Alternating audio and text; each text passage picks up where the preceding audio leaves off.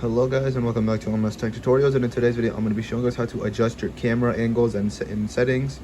And yeah, let's get straight into it. So the first thing you guys can do is you're going to click on the tab button on your controller. That zooms in, and then if you do it one more time it will also zoom in, like it will also be first person, and just do it again to go to third person. And that is the normal way how to do it. But if you also want to do if you also want to do it in settings, what you can do is go to settings. Right here, go to settings.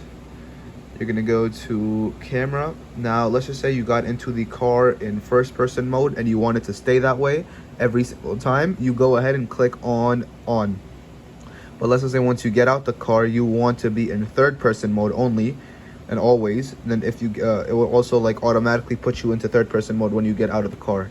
So it will change from first person to third person automatically. And yeah, that is basically it for the video. Thank you guys for watching. Make sure to give the video a thumbs up, subscribe to the channel, and have a great day.